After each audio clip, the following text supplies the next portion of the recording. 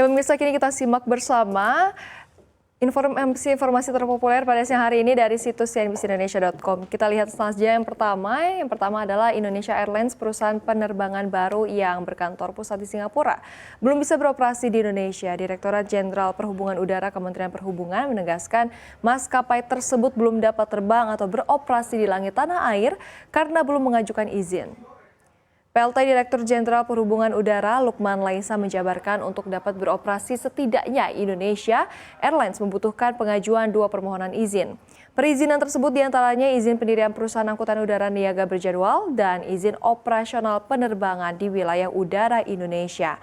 Selain itu, maskapai juga wajib memiliki sertifikat operator pesawat udara sebagaimana diatur dalam Peraturan Menteri Perhubungan Nomor PM 33 Tahun 2022 tentang Peraturan Keselamatan Penerbangan Sipil Bagian 119. Lukman mengungkapkan tanpa kedua sertifikat tersebut, perusahaan maskapai tidak diizinkan untuk melakukan kegiatan angkutan udara niaga berjadwal di Indonesia. Ditjen Perhubungan Udara juga memastikan akan memberikan informasi terbaru secara berkala apabila terdapat perkembangan lebih lanjut terkait Indonesia Airlines atau maskapai penerbangan lainnya.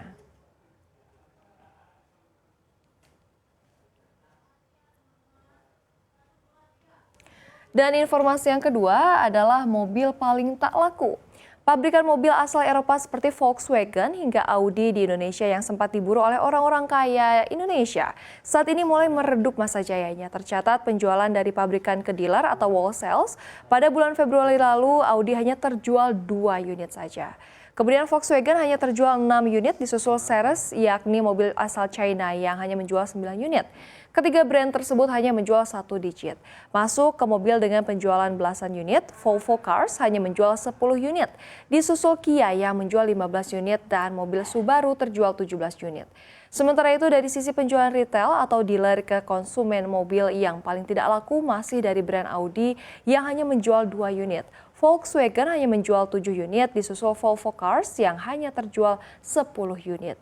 Secara keseluruhan, Gaikindo mencatat penjualan mobil nasional bulan Februari 2025 beri kabar baik. Tercatat penjualan mobil mencapai 72.295 unit, melonjak 10.363 unit atau 16,73% dibandingkan Januari 2025 yang sebanyak 61.932 unit.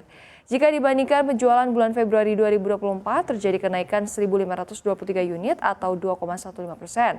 Kenaikan ini jadi angin segar di tengah kecemasan akan lesunya penjualan mobil nasional. Di mana sepanjang tahun 2024 penjualan mobil nasional bahkan tak sampai 1 juta unit.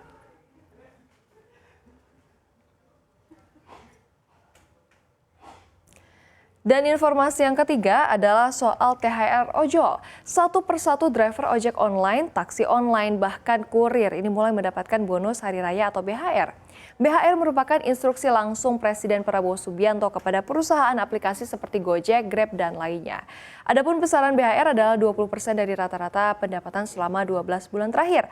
Adapun pemberian BHR uang tunai selambat-lambatnya H-7 sebelum Hari Raya Lebaran atau sekitar tanggal 24 hingga 25 Maret 2025. Namun menurut Ketua Serikat Pekerja Angkutan Indonesian, Lili Pujiati, ada sejumlah driver ojol yang mendapatkan BHR tidak sesuai dengan semestinya.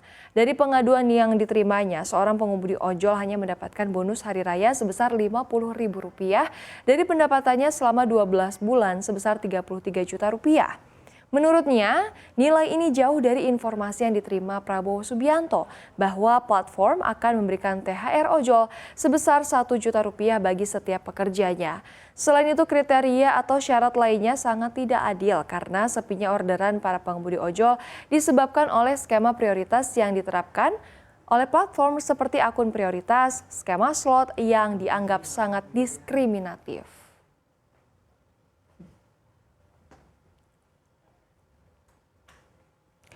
Dan informasi terpopuler yang terakhir adalah mega proyek Prabowo. Presiden Republik Indonesia Prabowo Subianto berencana untuk melanjutkan pengembangan proyek yang dinilai bisa menggantikan LPG sebagai bahan bakar. Proyek tersebut ialah gasifikasi batubara menjadi dimethyl ether atau DME.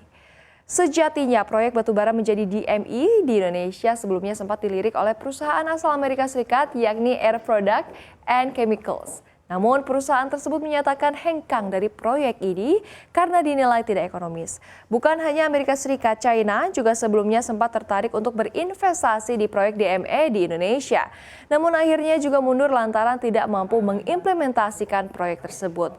Saat ini Prabowo dikabarkan akan melanjutkan pembangunan proyek DME itu.